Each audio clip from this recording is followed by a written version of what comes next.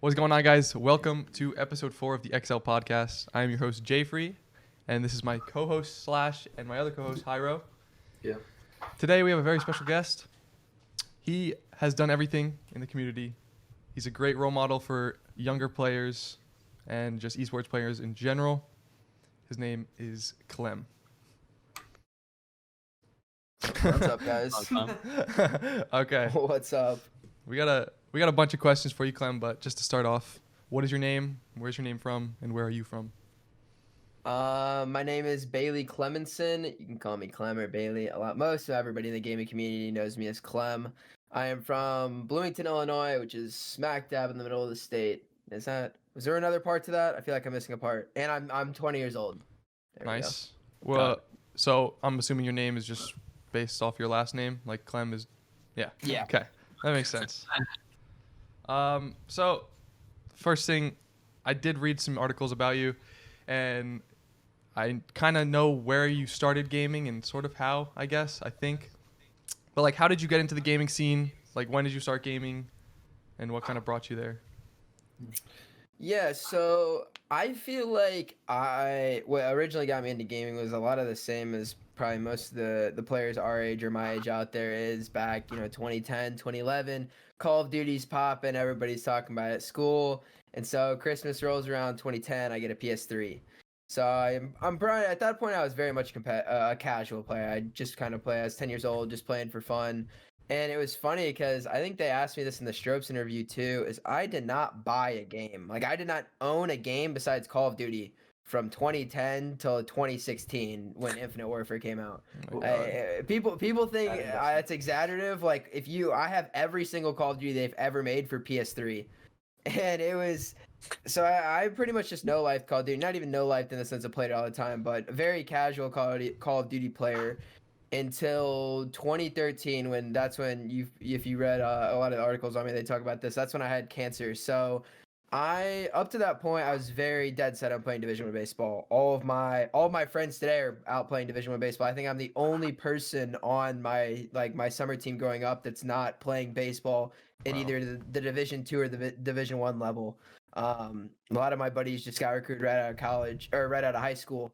And so in that little spurt that I had cancer, I couldn't play. I was basically bench ridden for 8 weeks, and the only thing I remember, because I never was allowed to have like a console or anything in my room. I don't know why. I think a lot of parents do that, but my parents didn't allow me to have my console in my room. But when I had cancer, they let me move it upstairs, and I just remember this is like a huge deal. Yeah. And I don't know if that singular event was kind of what spiraled into where I am today, but I definitely think it was the driving factor. Because after that happened my 6th grade year, and I would say by my sophomore year of high school, I was pretty much not interested in playing baseball in college anymore. I wasn't interested in playing video games like full time or anything. But my passion definitely subsided a lot from baseball more into playing competitively, and like when Black Ops 2 is really what got me into competitive gaming, and Black Ops 3 really solidified that. Okay, that's a great answer. Wow. Yeah. So like, you weren't, after like you got it, kind of like switch your focus off baseball, you weren't really destined, or like you didn't have your mind set on being a pro gamer yet, or just being. No, I wasn't too informed about it, to be completely honest. One of the biggest reasons I got into like the pro and the competitive scene is because of Black Ops 3. Is I started streaming that game off of my PS4. I don't know if you guys remember, but there's this. If you guys had a PS4, they had a PS4 camera that nobody had them, but you could literally stream off your PS4 with a PS4 camera, and it was like up there blocking your mini map while you're playing. Yeah. So it's on your physical TV up there in the top left, and I started streaming like that, and really had a lot of success streaming Black Ops 3 Search and Destroy. Well, in comparison to now, not like success, but I got like 300 followers on Twitch off of streaming off my PS4, which wasn't too bad at the time, but that definitely made me want to build a PC. And I started watching kind of from the Call of Duty scene. I started watching CS:GO, and that was on PC, and I was interested in branching out, especially after Advanced Warfare came out. So built a PC, played CS. I was a decent CS player, and that was kind of the first game outside of Black Ops 3 that I could definitely have seen myself trying to go pro in. I was never good enough, and I don't think I could ever be good enough to go pro in CS. But I absolutely love that game. And then it's actually I feel like it's such a small world because the kid that I got recruited to play Fortnite in college with, my duo, was the person that introduced me to Fortnite in the very beginning before anybody else. That's crazy. We were playing CS:GO together and got introduced to Fortnite. And there's a lot of just blanket space in there that I don't really remember. Nothing really significant happened until I got in touch with Merkin through who was eventually Overtime Shadow. I don't know if you guys know who that is. He literally fell No, off I the don't. face of the earth. He still has his Twitter as if he's on Team Overtime, but yeah, he literally fell off the face of the earth like I'd say a year ago now. I haven't talked to him since, but he was in that Merkin RC. That was back when they had like Phase, or they had which led to be Phase Benny. They had a Static from West. Oh, They those are the had old times. yeah, they had a pretty good roster, and they had no idea what a content creator was. And so I was like, hey, like I stream, can I come on as a content creator? And that was back when Ride was basically managing the whole organization. He's like, well, I don't really know what that is, but yeah. And then they wanted to run another RC after that. And I was some, 17-year-old kid, 18-year-old kid in high school. And I was like, well, here, like I'll type out your documents. And it literally led from me joining Merkin as a content creator to now I'm kind of social media managing for them, typing up all of their like official statements and stuff, and ran that whole RC. And you got to that was kind of like my first networking ability and even the Fortnite scene, and it just piled and piled on from there. Nice. So I do want to like backtrack. I want to talk more about the college and stuff, but I want to backtrack a little bit and like just talk about like how you got cancer and how you found out you had cancer in the first place. Because the article I read, the Stropes, what is it? Stropes, I think, something like that. Yeah, I think so. Yeah. That was very interesting when I was reading that. So if you want to just to try kind of walk us through that. Yeah. So this is kind of a funny story, and looking back, it's definitely something I would do. I was a very devious child. I did not follow the rules. In fact, I kind of adapted a nickname as a kid, Bailey Bobs from the Treetops, because I had this weird habit of when I like got in trouble, I was really fast. And so I'd run away from my parents and climb trees, and they could never get me down. So we had this tree in our backyard that they actually trimmed because like they couldn't get me down. I'd sit up there for an hour and a half. Like I was just a devious little kid. And so we're in Walmart one day, and there's I don't remember if you guys have them around you, but back in the old days, called the old days, like 10 years ago, they used to have haircutting places in Walmart. Yeah. And so my mom's checking out, and we literally are going home to load up to drive 8 hours to my great-grandparents' house. I haven't seen her in probably 5-6 years at the time. And I go in there, I'm like, I'm going to get a mohawk, dude. Like, this is gonna be awesome. I was 6th grade. I was 11, 12 years old. And I go in there, and I get this dirty, raggedy-looking mohawk. And I come out, and I was like, all right, Mom, I got my hair cut. And she literally, like... when she gasped, probably a whole Walmart could hear. I thought she was about to scream. She was so mad at me. She's like, go get that shaved off. So I go and they buzz my head. Well, over the course of that weekend, I'm just, outside, and obviously I have a buzzed head so you can see all the skin on my head, and there's just like really weird looking spot. It definitely, it's nothing that you would normally see on a body. And so she's like, that was kind of weird. And I had an identical spot on my butt when I was little that they had taken off when I was like 6 years old. Mm-hmm. But for some reason they didn't take the one on my head off. She said they were literally identical. And I go to the dermatologist, they take it off, they send it in, it comes back, stage 1 melanoma, which is very, very lucky if you know anything about melanoma, because melanoma is historically like a very, very deadly type of cancer.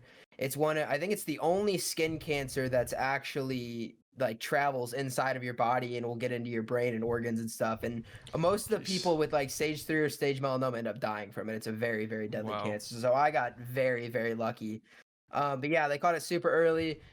I ended up having my surgery up at Northwestern in Chicago.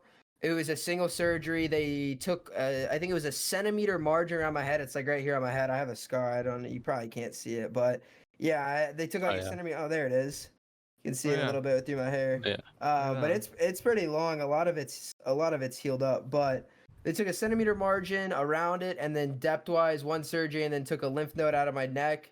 and all of that came back clear. There was no melanoma in the margin, and so I was good to go after that.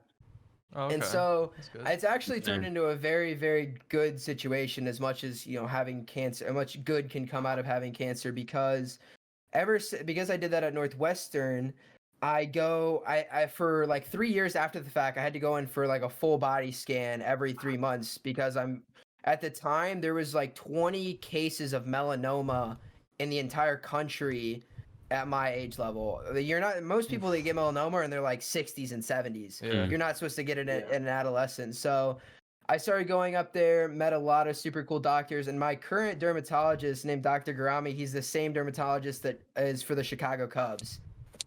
And so that's super cool. And I actually get to do an internship with them. I'm going to take a gap year in between my undergrad and medical school, and being pre-med, it's opened up so many more doors just having that past experience and being around dermatology all my life, because that's what I want to go into.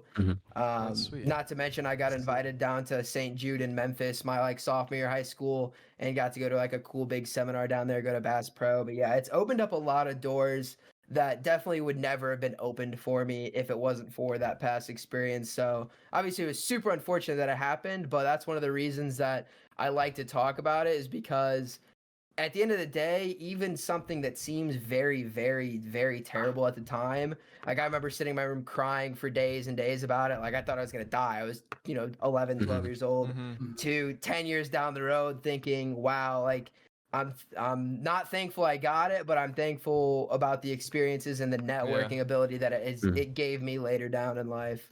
Yeah. Yeah, well, we're glad you're okay. Yeah. Real Likewise. That's crazy. Likewise. You know? Good that you're here. All right. So I don't think no, never mind. I'm definitely wrong. So about going into college and stuff, and I know in the article I read you had like not so great of a high school life, or I don't know about high school life, but you didn't really like high school. Yeah, so I'd like to preface this by saying I love school. I think school is super important. Right now, being in college, I absolutely love school. I like taking all the classes that I take.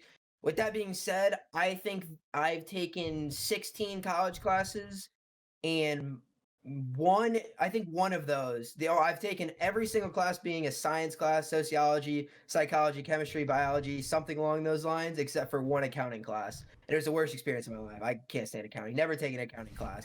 If you take anything away from this podcast, do not take an accounting class in college. You will. Oh, it's so bad. But yeah, I didn't like the high school environment at all, and which is kind of hypocritical of me to say, because I did really well in high school. I had a 4.0 or like a 3.97. I think I got 1B through my junior year. So all the college I was applying to with like a 3.97. So you did have good grades. I didn't know. GPA. I didn't know if you were like just like not trying. No, I had really good grades. I've always been one of those people that if I apply myself in school, I do really well, and if I don't apply myself, I do just average, like any other kid that plays video games a lot. And like admittedly, I slacked off my senior year. Like I knew that I was getting recruited to play Fortnite in college. I didn't really care about my GPA anymore, and I think I finished high school with like a 3.7 because I ended up getting a C or 2 my senior year, which is still really good. It just looks bad when you're looking at my first 3 years compared to my last year. Definitely until I got some senioritis. But the biggest reason I didn't like high school is I felt like there was too much social pressure and niches involved, and I don't 100%. feel like I don't feel like high schools in America across the board are healthy environments for kids.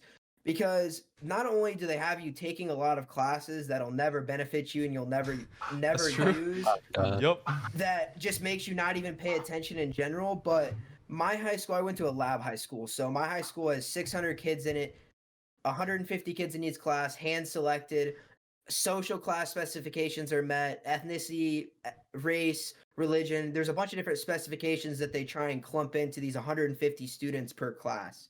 Wow. Which it seems really good in terms of extremely diverse, which is obviously good. Diversity is never bad. The issue with that is niches form, and if you don't fit in one of those niches, you're an outlier. And if you do fit into one of those niches, any sort of negative energy that goes on in that niche kind of just throws off your whole flow. You don't really have any outsourced energy to go anywhere. And I went in there playing 4 sports. I played basketball, wrestling, football, and baseball. And so I was one of those people, I had no problems finding a niche. It was just more along the lines of when I really got into video games, it was kind of a love-hate relationship because all my best friends and all of the kids at school thought it was super cool. I don't think if anybody goes, I play video games to make money, nobody's gonna be like, oh, nerd, Yeah, nerd, right. Yeah. nerd. But I definitely felt like it caused a lot of tension in between me, and my entire surroundings, I guess, because there wasn't a lot of, like I didn't want to feel pressure to go to basketball games, but then, like all my friends would go to basketball games, so I would go. And it Mhm. wasn't that I didn't enjoy going to basketball games and I didn't play basketball in high school. I ended up just wrestling full time because they overlap seasons. But I felt like once I kind of gravitated outside of my like sports niche, I was kind of left as an outlier. And that was intentional. Like I did that to myself. I have no issue with that. But I just I could see other people in high school, and I don't know. I don't think high school in general is a healthy environment in America. I think that you need to give high schoolers more say, and I think you need to teach high schoolers different skills than what you're teaching them right now. Yeah. Like I didn't do my taxes this year. I'm doing my taxes actually tomorrow. Never done taxes in my life. I'm 20 years old. I have zero clue how to do taxes. None. Yeah. Like that's an issue. I know. The curriculum's There terrible. was girls in my high school that didn't know how to pump gas. Like that's a problem. Oh, no. But yet they're required to take creative writing to learn how to write poetry.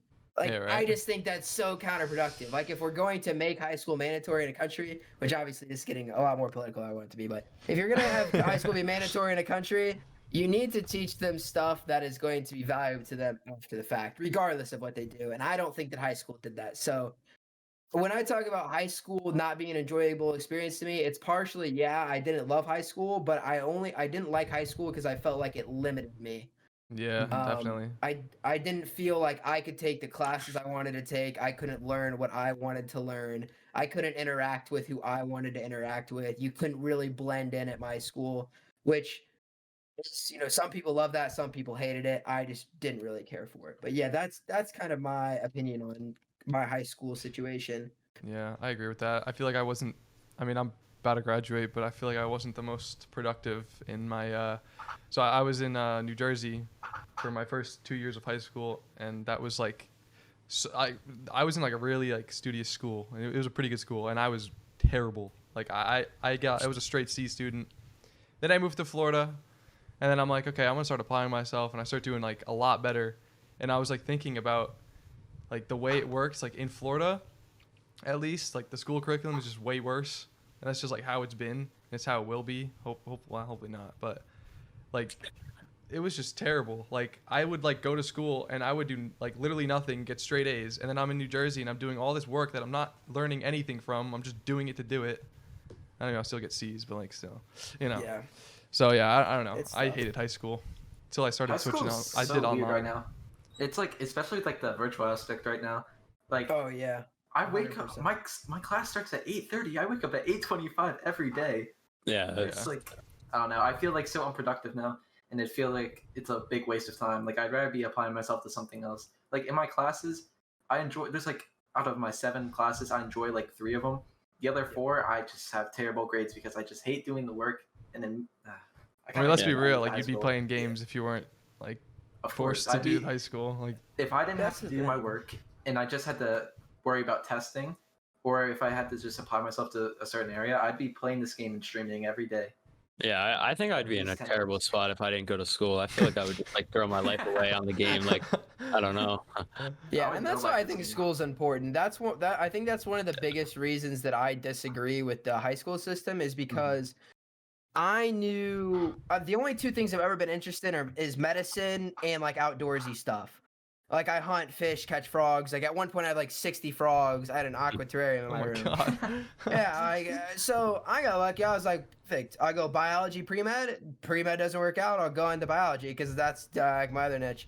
If I wasn't going pre-med or pre-law or trying to do something engineering, go to community college. Not only will you save yourself money, but you'll actually get to figure out what you like. And that's the biggest issue with high school is you can't figure out. I mean, you can figure out what you like, obviously.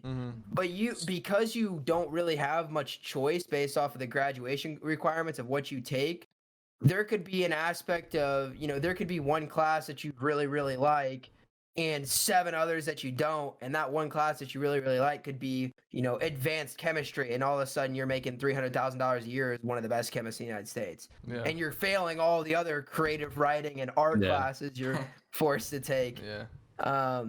But I mean, I'm kind of thankful for the online school, not only because did I like it, like I think online school is fun just because, like you said, waking up at 8:25 is awesome. But I think it really helped esports a lot, and I think it grew the argument for esports. I don't know, you guys probably know I work very 100%. closely with Cope, and I'm gonna start working with this company called Learn to Esports, I believe it's called. It hosts camps all around the country. So my goal is to kind of be that direct connection with balance in between the parents side, like the parenting generation, the schooling organizations like Collegiate Star League, Play VS, stuff like that, NASIF, and professional esports. Because when you're talking to like Shay Mom, and even when I'm talking about my parents and my little brother, he's not super into video games, but when he's stuck inside for 3 months during quarantine with no social interaction outside of when he gets on his PS4 and he's playing Minecraft with his buddies, or he's playing Fortnite with his buddies, like, kids would go crazy. Could you imagine being 10, 11 years old during a pandemic? That much time. It's Like, oh my God. I would. You have nothing to do. Iro Yeah. would lose it because he's got Yeah, I ADHD. did lose Iro it. can't sit still for more than 10 seconds. Bro, when it first hit, so I was trying to get into Fortnite competitive, like, during, like, Duo and TS1 was that, like, a year ago, right? Something like that? Yeah, a little bit over, I think. And, yeah, so I was trying to get back, and we got into quarantine, like, shortly after that, and because of that, I was able to, like, grind the game and actually get, like, decent. I feel like it helped me a lot, but, like, if I didn't have gaming to go to, I would be so bored. Like, I would literally sit in my room and, like, throw a ball at the wall or something. Oh my God. I would play wall ball with myself. Oh my God. I would like study just because I'm bored. Like I don't know. I don't think I could ever do that. That's what I did in like 7th and 8th grade before I started like playing games and shit. I don't know. My mom always used to say like, "Oh, you're bored. Just read a book." I would never read a book. That's the That worst. was the worst. I couldn't. I just think it's funny. I don't think that's kind of the other thing of the pandemic is, for the longest time, even I don't know about you guys, when I asked my parents, when you're playing video games, like, they don't think of that as like social interaction. Yeah, 100%. Like, when I get on, like, I'm turning on my PC, calling one of my buddies on Discord and going and dicking around, doing whatever on Fortnite, Valorant, Minecraft, Call of Duty, whatever. Like, obviously people skill is important, but it's still social interaction, especially during a time in a pandemic where hop into call with your buddies, flip on your webcams, and actually have conversations about stuff and hang out with people. Yeah. Some Like of this, I have right a here. couple really good you guys are all probably pretty good friends, and you guys might not have even met in real life yet, met in person. Yeah. Some of my best friends online, some of the best friends that I have today, I still haven't met in person. That hopefully once the pandemic lessens, I can go do that. But Yeah, the one thing I do think though is with this whole like quarantine and online school, like, you can't, like, these kids that, like you were saying, like, getting them into gaming and stuff. Like, I have a good friend. You actually just picked him up to balance check. oh yeah, Yes. Dude, I stream during the day, like, and I don't know, he likes watching my streams, I guess. But I'll stream during the day, and like, he'll be in the middle of class, and it just 4 hours he's watching my stream, doesn't do any work. And I'm like, what are you doing? Like, what are you doing? Like, he just doesn't do anything. He's just watching me, bro. It's so funny. I mean, I don't know. I like the support, so whatever. But he's got to do schoolwork. But yeah, there's a lot of kids that are like that, just unproductive with this whole online school and stuff. people always think that's funny. Even like, I don't even know if I'm allowed to talk about it, but screw it. I was not under NDA or anything. But when school started this fall, I was signed to Vanish, and I wanted to keep pursuing Valorant, but because I was on scholarship to play Fortnite, and based off of how our first year went, kind of a bunch of letdowns with the pandemic, some tournaments that we got screwed over by tournament organizers, stuff like that. I was like, well, I'm gonna give Fortnite another go if I'm coming back to Collegiate and stuff. And there was some internal stuff that went on at IWU. Me and the director kind of had some beef about stuff, which I don't really beef with anybody. It was more just a difference of opinion, but he's the boss and I'm the player. Of Vanish so, or of the college? of my college that I was at, Oh, okay. Illinois Wesleyan. And so, yeah, I basically kind of gave up on a contract from E11. E11 was trying to get it, or 11 Gaming, I should say. I call it E11 for whatever reason. But they were getting a Valorant team together, and I got offered a trial spot on there, and I gave it up. And then that was kind of the end of my competitive career, if I'm being completely honest, because that was in August. And then I couldn't stand Fortnite. I tried to come back. I played a tournament. We got second behind Bay State, who has Connor Rio and Parallel Gage, and they were playing with some other pro. And next year they have like Crims coming there. There's some shady stuff. I'll say right here on the podcast. There's some shady stuff going over there at Bay State. I'm gonna figure out what it is. They're buying players or something. Because oh shit!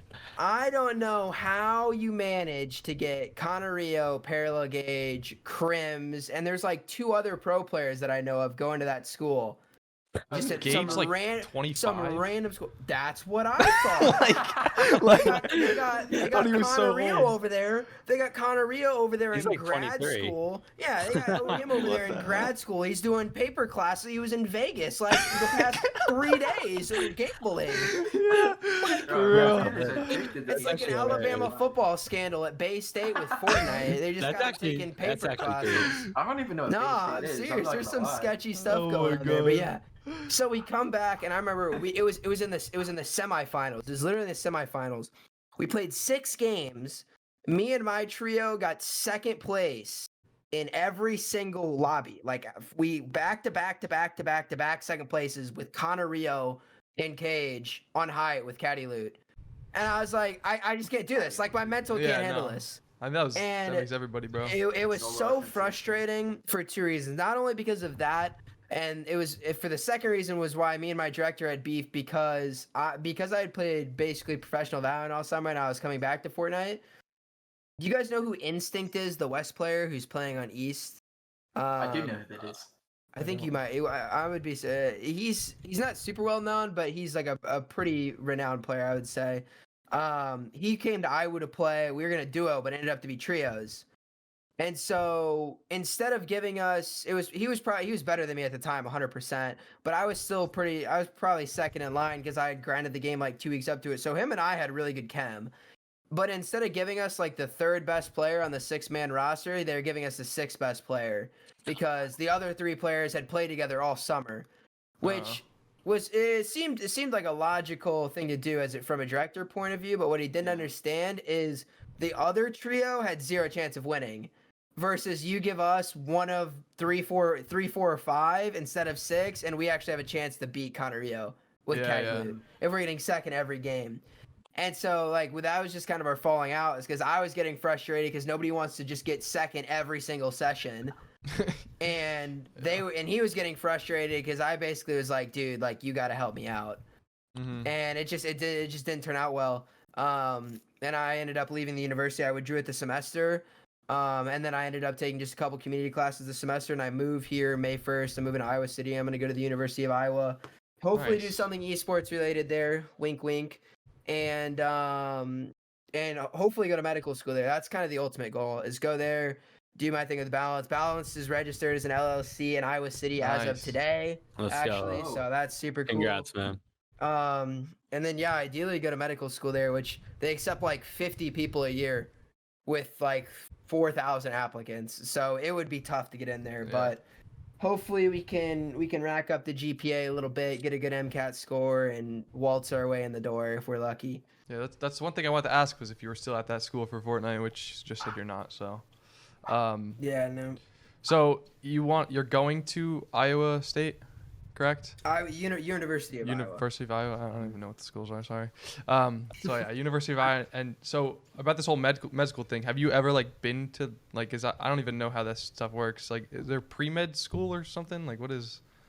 So pre-med is like an umbrella term. So pretty much to get into med school, there's 2 things that there's a lot of things they consider consideration, but the 2 biggest ones are your MCAT score, which your MCAT is like your medical board exam. So compare it to like an ACT or an SAT to get into college, or I don't even remember what it's called for getting into law school, but it's that similar. Bar it's the exam. exact same thing with I think you're right. The bar exam. Yeah, that's what it is. Yeah, so you basically pre-med is just kind of an umbrella term for saying, you're taking the classes to prepare you for the MCAT so you can hopefully get into medical school. Realistically, you could literally be pre-med and be any major. Like you could be an English major and be technically pre-med. You just be getting an English degree on top of it. But I'm gonna be going into the biomedical science program at Iowa, which is basically a pre-med school. Oh, okay. It's a degree that you're getting to where you're taking every single course you take is to prepare you for the MCAT, versus a degree like biology or chemistry. You're still taking all the required courses, but you're not focused on becoming, a doctor, so to speak. Got it. On paper, I should say. So But yeah, that's the goal. Med school is super hard to get into. That's part of the problem. Like Yeah. you, not only do you have to be really smart, but you have to have a ton of volunteer hours. You have to have a good MCAT, like I said. mhm. You have to have a good GPA. There's just so many check marks you have to try and fill. You gotta be So- really qualified for that. So is going into like medicine and stuff like that's like the end goal for you, or like what do you think? Because I'm the way I'm taking it is like this whole gaming thing and like balance and stuff. Is it kind of like just a side hustle, see where it goes type of thing? Yeah, so I'm a big believer in backup plans, right? So I've wanted to go to medicine for since my cancer thing in 2013. I was been around dermatology, I've been around medicine my entire life very frequently, and it's something that not only do I find super interesting, but it's kind of that giving back factor. Like, Yeah, this yeah. group of people saved my life. I kind of want to go into the same thing and have that impact on other people. I've always said that I would. Gaming is by far my biggest passion, but I think that it's appropriate at this point I don't think at this point in my life I could have a career in gaming. I think I have a really good baseline right now, and I think balance is in an amazing spot. And if I have it my way, I would not go to medical school, and I'd do balance and do stuff full time. Basically, be like Nate okay. Shot. Like that, Nate Shot would be like the Yeah. preferred end goal. Mhm. But I would be just as satisfied or just as happy with going and being a doctor, because I think at the end of the day, that's going to help me with what I do at Balance anyways. That's how Mhm. Balance would not have been created if it wasn't for the education that I was getting. Yeah. And so because I apply all the stuff that I learned in school into what I do with Balance anyways, it's kind of killing two birds with one stone. And the thing is, at the end of the day, I'm going to get my undergrad degree no matter what. If Balance is really popping, I'm, take a 2 or 3 year gap year and then go to, there's no rush to get into Yep. med school after you have your undergrad. There's no rush to go into that. But yeah, no, I wouldn't necessarily call it a side hustle just because it's a huge focus of mine. I spend hours and hours and hours on it every week. But with that being said, I think, statistically speaking, it doesn't work out. And I'm very based. Like esports is not an easy profession to make, the longevity of esports. I say it all the time. The longevity of esports is not clear. Realistically, this scene has been around for, 10 years, maybe, if you even consider, the early 2010s prime esports territory.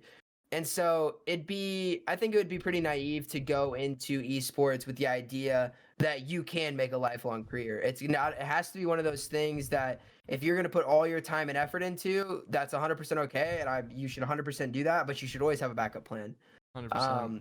Because I think with one of the biggest reasons I disagree with people dropping out of school and doing online school, it works for some people, but at the end of the day, not only do you need the social skills that you learn from going to school in person, and going to high school and stuff, but I feel like it puts you in a bad spot when you're dropping out of school at 14 through 16. Yeah. Yeah. Because you don't know what you want to do at those ages. Yeah. I don't know, Yeah, that's just my opinion on it. Slash, you wanted to ask anything or no? I was just gonna say I feel like that kind of ruins your work ethic, like just not going to school for those few years. Yeah. Yeah. 100%. So I just want to go off a little bit. The one thing that kind of brought me to your attention, or not, no, I don't even know what I'm saying, but the way I found out about you was your cognitive mechanic article, Yeah. back in the old, I don't even know, that was over a year and a half ago probably, right? Yeah, it was fall 2019. Yeah, I'd be a little over a year and a half. Probably right around a year and a half ago. Yeah. I remember seeing that and I was like, holy shit, this guy is smart. I was really interested in everything you were doing, and you weren't that big at the time. I think you had probably under 1,000 followers, something like I that. don't think I was. Yeah, I But- think you're right. I don't think I was very big at the time. Yeah, so It's funny. I was expecting Strokes to ask me about that, but obviously you guys are more, close to me. They're just, magazine. But yeah, so the cognitive mechanics article that actually helped me get a ton of traction, and it kind of spiraled into my coaching career, which I still do every now and again. I still feel like I have good knowledge in the sense of because I'm not in super in depth as a player now. I have almost a different POV with the same fundamental, things that I looked for back when I was very in tune with the meta and everything. But yeah, the cognitive mechanics article came one morning. I wake up. First of all, my freshman year of college, can you imagine waking up every single day at 7 o'clock in the morning to take chemistry and right after biology? It was terrible. I It hate was chemistry terrible. and that stuff. So Yeah. I like chemistry. It's so bad. Nah, It was so it's- bad. Chemistry is There's only alright. back in there really, but yeah. So I'm sitting in biology and we're learning about all the neural pathways and stuff like that.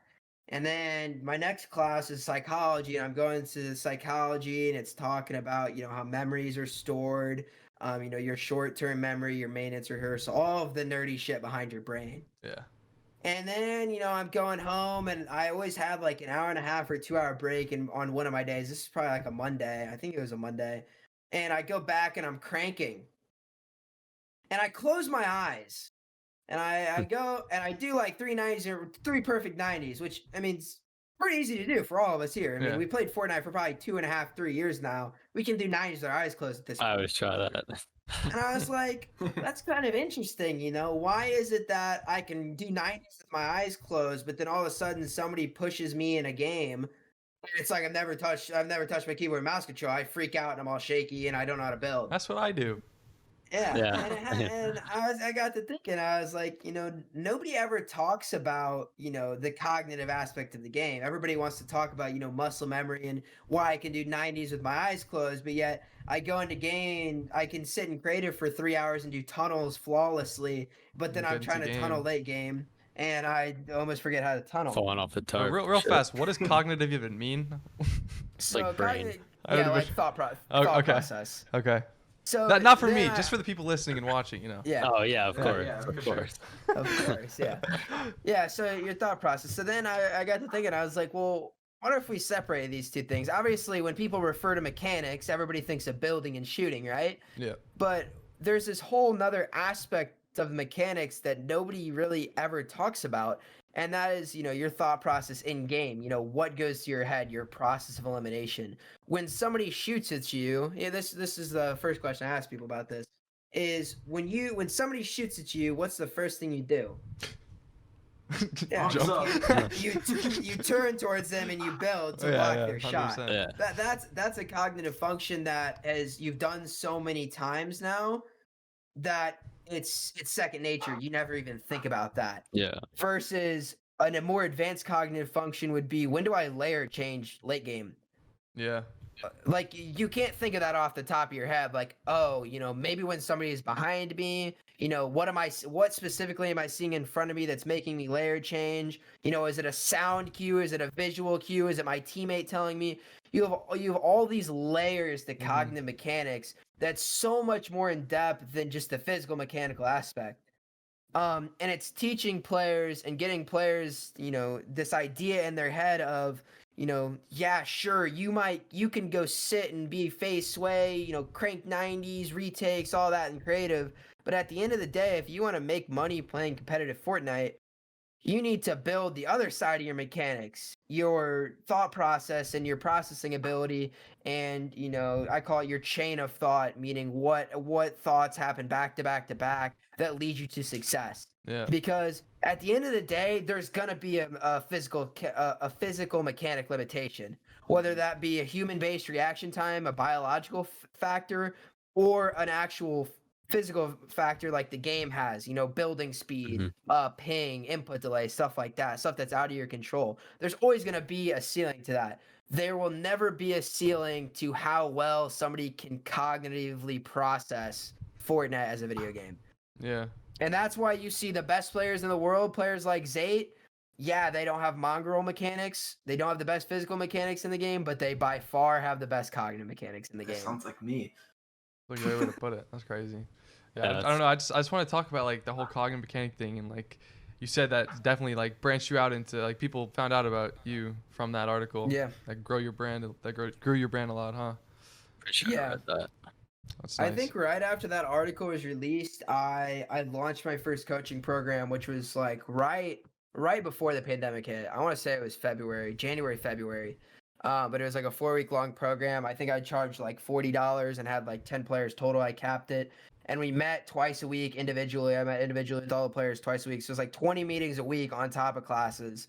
And I remember I'd always like sprint to the library after my classes and try get in as many consecutive meetings as I could just because I was so busy. Mm-hmm. And it was super cool and it was really beneficial. I had a variety of guys. And the first week we talked about sleep and then we talked about diet.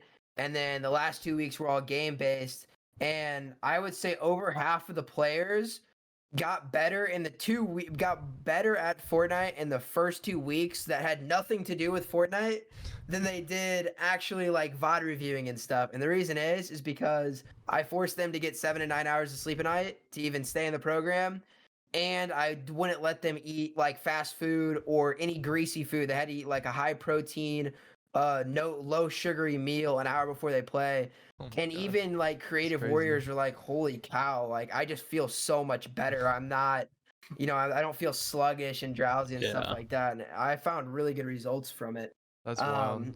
And I think the only reason I even stopped doing that is because of Valorant. Like I got that urge to compete again. Yeah. If I were to go back and do it again, I probably would have tried to keep coaching. Inspiring that him to kind of like a Speedy Gonzalez type thing because I think he's got a good gig going. What happened to him? Wait, is he? He fell off, man. Did he? I Or haven't heard his name in the past year. That's like the first time I've heard his name in like 6 months probably. Yeah, maybe he isn't doing that anymore. I know he was like kind of cream of the crop a little bit. He was, for a yeah, while. 100%. He was for like a few months at least. Man, I forgot about him. Oh my god. Yeah, Wow. it's really nothing. He hasn't really tweeted since like January.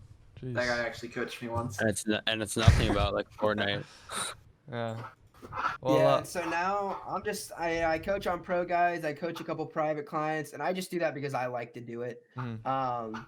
And I think that a lot of the main reasons, obviously, like you can go to somebody like FaZe Destiny or Speedy Gonzalez, you're probably going to be a better Fortnite coach than me. In fact, they'll probably be a lot better Fortnite coach than me. But I don't look at stuff that those guys look at. Yeah. And I think that's why people liked working with me and still like working with me a lot is because I start at the root of an issue. If you are, if you're constantly getting out mechanics, then that's a big picture. That's a big picture thing. If you're, if you're constantly, if every tournament you're doing bad because you're tired, well, nothing in Fortnite is going to help you be less tired. It's all outside stuff. Well, apparently Red Bull does. All these Fortnite kids, Red Bull, Monster, they all just drink energy drinks before everything. Dude, Hasla great like that. That's like. I was watching a BBG video. I will tell you energy drink. This is literally energy drinks in a nutshell. And I was actually talking about somebody on the timeline like 2 days ago about this. Here's literally energy drinks for a nutshell. Anybody that's never tried energy drink and wants to try energy drinks, you can quote me on this. Energy drinks is a stimulus, right? Caffeine is going to go into your brain. You're going to get in creative and you're going to be like, oh my God, I'm the best player in the world. All right. That's going to last for about a week. And then all of a sudden you're going to drink the same amount. You're going to drink that one Monster and you're going to be like, I'm feeling a little less cracked today. Let me drink another one. Then you're going to drink another one. And you're going to be like, all right, now I get cracked. And that's probably going to last about another week. So now you're building up this time. Now you're like, well, I'm not going to spend $300 every month on Red Bull. So instead, I'm just not going to drink it. And then the next morning you wake up with a headache. Well, now you're addicted to caffeine and you need some caffeine to get your headache to go away. And now you're feeling groggy and now you feel less cracked that you needed caffeine. But in reality, if you would have just got 8 hours of sleep and not ate like absolute dog shit the entire day, you probably would have been just as cracked without the caffeine. So I need to stop drinking coffee. Coffee, I think coffee's good in increments. Coffee's good for your heart. There's a lot of benefits of coffee. It's more like the sugary caffeine drinks.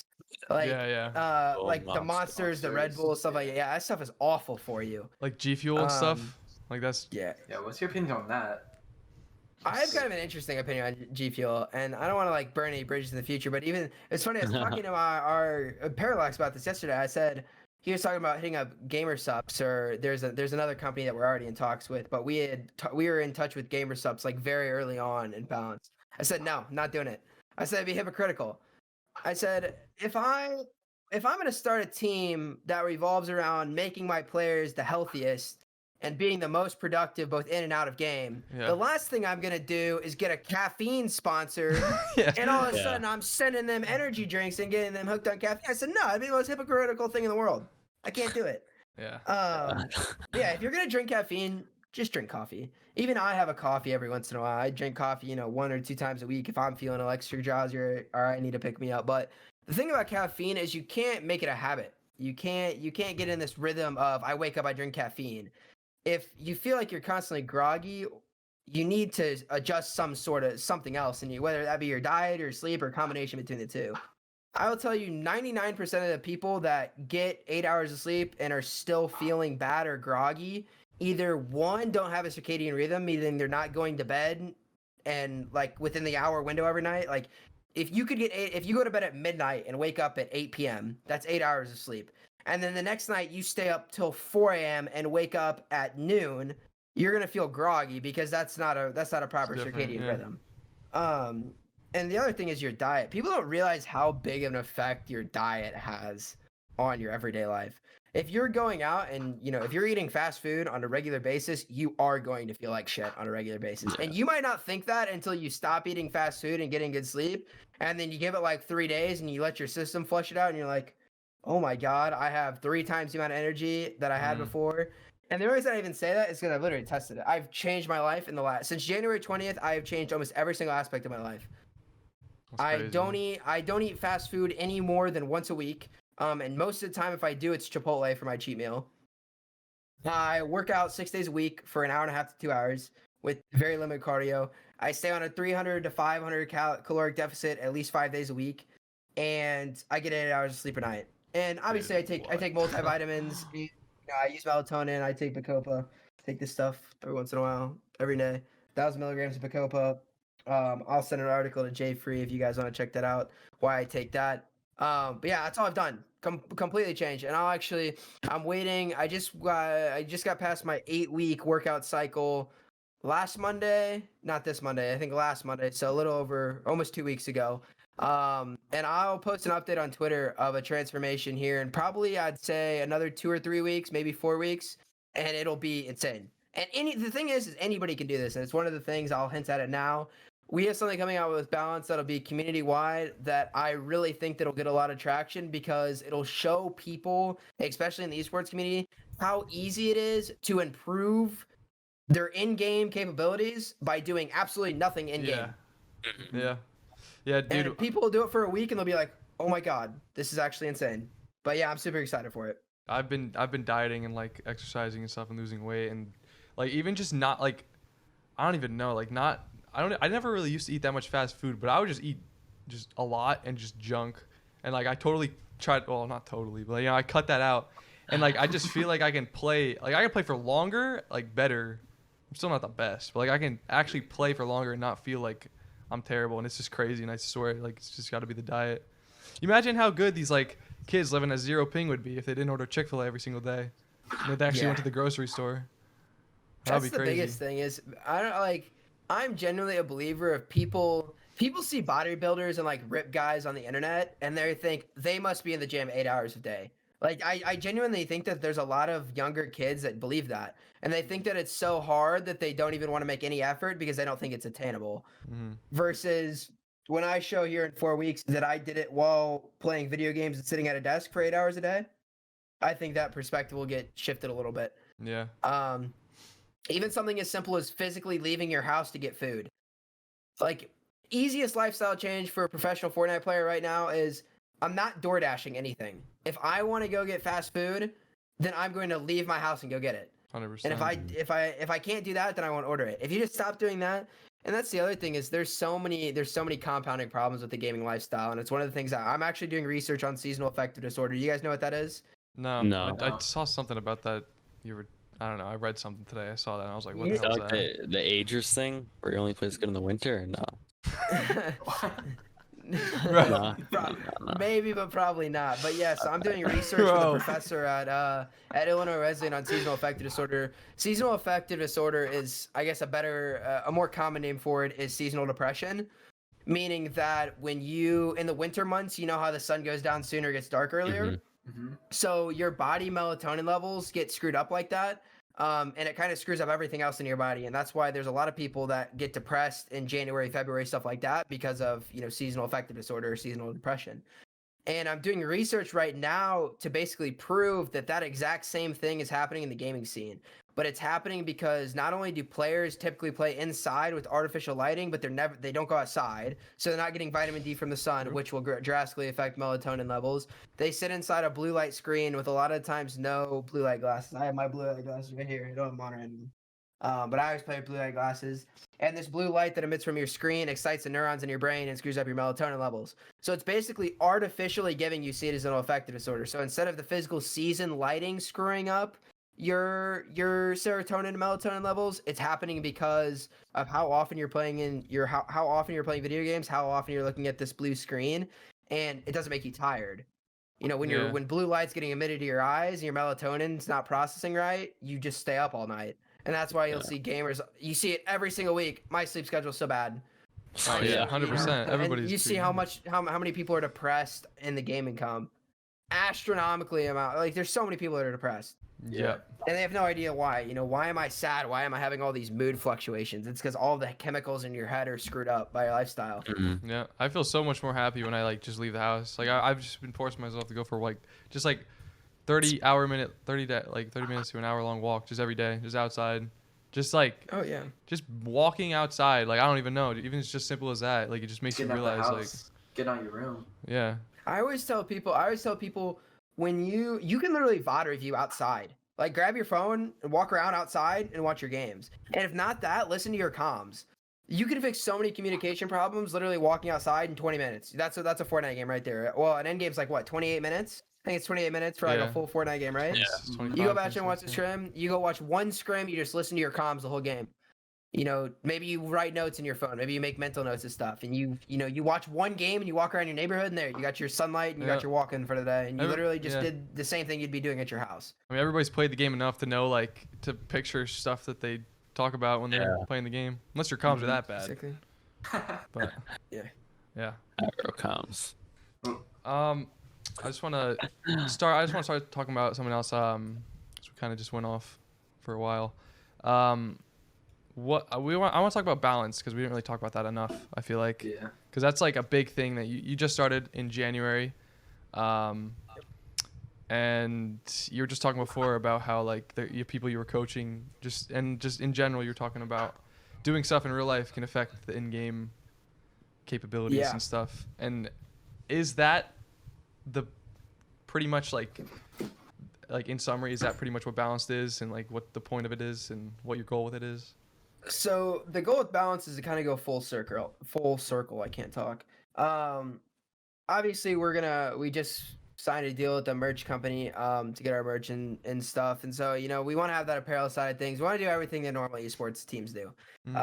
Everything, ideally, I would like to be the tier 1 of the tier 1s at some point down the road in the next 2-3 years. And I think it's obtainable because of where we stand PR-wise. I think that our brand is very attractive to the parents in the sense of at any point, if you need help, whether you need help with your diet, whether you need help with a workout program, whether you need help with your homework, whether you need help writing an essay, applying to college, getting a job, literally any single thing you need help with, we have a resource to help you with. And I think that is something that needs to be implemented more into the esports community. Like I said earlier, I'm a big fan of backup plans. And I think it's entirely irresponsible and unhealthy for the gaming community in general in its current state. Yeah. To the point where you have, 14, 15, 16-year-olds in the Fortnite comm, tweeting about, depression and, I have terrible grades. I have a 2.0 GPA. How do I study for the SAT? It's very evident that in this day and age, information should be, organizations should be a lot more supportive of their players instead of just focus on making a buck. One of the things that I've already came out and said is, even if we ever decide, a couple months from now, I think we're going to start doing incentivized contracts for balance soon. Obviously, you guys know it, incentivized contracts saying, you place top 20, you get X amount of dollars, you place this, that, and the other. But if we ever start doing, contracted salary contracts for Fortnite will never take a percentage because I just think that's stupid. At the end of the day, the only revenue you're making in esports is off a pure viewership transfer, meaning that you bring me 5 million in Twitter analytics a month, I can slap that on a sponsorship deck. A company will pay me $5 or $5,000 to slap their logo on the back of your jersey. You go out and get those impressions, boom, viewership transfer. That's where the money's at in esports. Always wondered that. and- Not gonna lie. Always wondered where so 0% contracts and like how that whole thing like came into play and how orgs actually made money.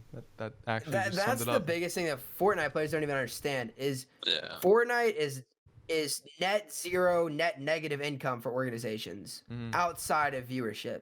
I would sign. I had a very controversial tweet probably like a week ago. You guys probably saw it on your timeline at some point. I said I would sign a content creator that averages 100 viewers over somebody that gets top 10 grand every time.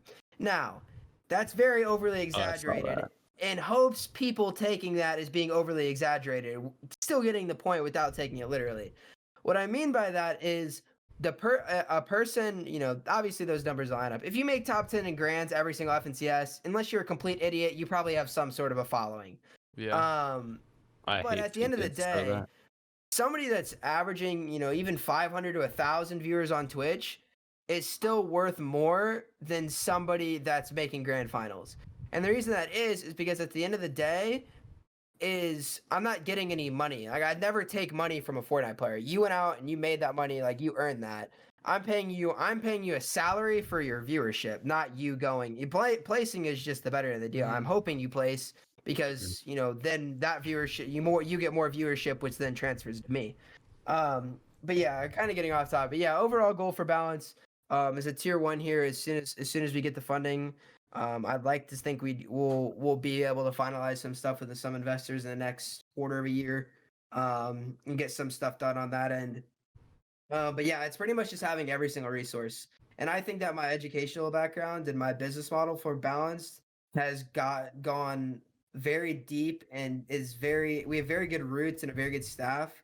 And I definitely think it's possible. And I think it's very reflective of the team that we've been able to build today with virtually no funding at this point, based off of what we can offer to our players. Yeah. And kind of the long-term vision. Yeah, it's kind of crazy to see. The one thing I hate is like, I don't see it too often, but I feel like a lot of people, they're seeing these like kind of new orgs coming into the Fortnite scene, and they're like made by like 16-year-old kids that like that. There was one that was made by the 16-year-old kid or like 17-year-old kid won like $800 in Frosty Frenzy, and he was like paying these kids $100 a month, and then it fell through and they didn't pay their players. And it's just like, I feel like there's people thinking that Balance is like one of those new orgs, and it's just going to be another one of these stupid scam orgs. And like, it's proved that it's just not going to be like that. You guys are doing a great job. I'm very upfront about like the money situation. Like we pay for all of our graphics and editors and stuff like that.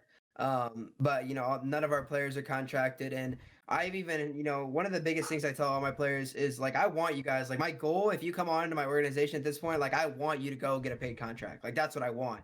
So if you guys need help negotiating a contract or somebody look over the contract, DM me, like, let's do it. And even with Blezero a couple months ago, he's getting a contract. We have 2 players right now that one of them, I actually just got a message from Zoe before I hopped in here. I got to look over a contract for another one of our players. But yeah, we're getting players signed left and right, which I think is not only very beneficial to our brand, but it's something that I want. But yeah, very upfront about the money. And I think it's very clear that in this point in time, the business model of I'm starting an esports organization with a bunch of money and I'm going to play players and then everything's just going to work out is so far outdated. Yeah. That stuff worked out when like FaZe back in 2010 was a thing. And those guys all did that based off of like YouTube viewership and, kind of just spiraled that into something amazing. Yeah. I don't think that could ever be done again. I think any esports organization that's going to be successful nowadays has to be different in some way. And I definitely think that not only do we have the business model that is extremely different, but we have the overall values and the direction that is unlike any of these teams. Money's always going to run out. Even look at the team. There was a team that launched the exact same day as us that had like twice our following and is already dead. It was a team that Parpy and Slayer or whoever joined. Oh. Like Adrenaline something maybe. Adrenaline ADR. Yeah. Yeah. they- Don't know where that team went. Yeah, they ended, Um, I think. I've heard rumors about Akala too. Like, isn't that team ran by a 13-year-old kid? Oh, probably. What team? Akella Oh, Esports or yeah. whatever. Yeah, Yeah, most Because likely. I know Joe's one of the owners. I know him, but I heard it was funded by like a 13-year-old kid. I could be completely wrong. What? Who knows? I I mean, don't- even if that's insane, like that's gotta be. There's I like don't know. there's like multiple orgs. So it's like I can name like two. I'm not going to, but there's like two orgs that I'm seeing recently that they're Which just ones you're gonna say? I'm not saying him. They're I know. just You said I'm. they're yes, just it's signing. I tweeted something about it. They're just signing Yeah. players that literally are doing nothing numbers wise. They're not streaming. They're not making content. Like maybe just based off of the placement. occasional YouTube video just because they don't have to pay for an editor now because they're on an org. And it's just like, what are they getting? And it just doesn't make sense to me. I don't know. Yeah, but Like- I really love the way Balance is structured and from what I can see, and I really love the where it's gonna go. And I really do think it's gonna be going places, especially because you're very I appreciate knowledgeable. that, man. Yep. Slash, you got anything to say? You actually had a good question, which pretty much almost answered. I mean, yeah, I was gonna say it's pretty much answered, but how is like Balance different than any other org or team in the community right now? Like talking like how do you like treat your player? Like treat like how you treat your players. Yeah, I mean, excuse me. I think we kind of touched on this a little bit, but overall, what I think makes this the biggest difference is I see Balance. When I launched Balance short term, I was very based and like I wanted to be a stepping stone. Like I wanted to take competitive players, bring them in. Like we have a psychologist, we have a team physician. Have them do their consultation with a physician. Is there anything physically going wrong with you? Do you have wrist pain? Is it something with you holding your mouse? Is there tension in your keyboard hand? Whatever. Okay, no. Off to the psychologist. Is there any mental limitations? Are you having any sort of chronic anxiety? How do you respond to stimuli in games? Stuff like that. We give you your editors. We have graphic designers. Whatever you may need, we have all of that. But in terms of making us different, I truly think it's the idea of we are very comfortable being that stepping stone for right now. I want to prove to the community that it is very, very possible to be a top player in any game you want while still living a normal, healthy life and socializing with your friends and going to football games and Friday nights and going and doing high school things that high schoolers do. Without specifying that. Yeah, so at the end of the day, and not only that, but be better. We talked about it earlier, just the limitations. People don't realize how they live their life outside of the game directly affects how they play inside of the game. And I think the more we can get that idea into the community and be like, hey, you eat clean, you have better mental clarity. Like this is proven science here. Here is a clarified study on this. And then people do it and they're like, wow, that actually works. Just kind of educating our players and having healthier lives all around. Our bio on Twitter says, an organization founded on balancing gaming, health, school, and daily life. So balancing literally every aspect of your lives in hopes of you have no more limitations. We'll find those limitations. If you have bad time management, you're failing all your classes. Well, how can we get better at that? Are you constantly doing bad in tournaments because you're not sleeping 8 hours a night? Well, we can fix that. Stuff like that. So to directly answer your question, I just think it's more about our structure and our beliefs as an organization. And I think those carry a lot of weight. And it's pretty much our top priority is our players are getting our players to their personal end game. Yeah, that's pretty good. I'm not gonna lie. I think that's a good spot to end. We've been Yeah. going for a while. I know you did say you had someone who I don't know if you're having someone over or something before you were talking about it. Do you have anything else you guys want to ask, or Klemm, you have anything else you want to touch on? Okay, cool. Pyro, Thanks for anything? having me, guys. Yeah, no problem. Have yeah. fun. That was a great episode. Before you go, do you have any socials you want to shout out? You can just follow me on Twitter at iiKlemm. It's pretty much iiKlemm on every social except for Instagram, which is KL3MM. But yeah, those are all my socials. And then make sure If you you guys have go any follow questions Balance about anything I Esports. talked about, yeah, follow Balance Esports on all of our socials. If you have any questions about anything, You can either DM me on Twitter, anything I talked about, or shoot me an email. I'll get back to you. Awesome. All right, that Yeah, was a that was great great. episode. That was Thank you for coming on, awesome. Clem. I'm Jay Free. Yeah, thanks for having That's me, guys. Slash. That's Hyro. We will see you guys in the next episode. Peace. Peace.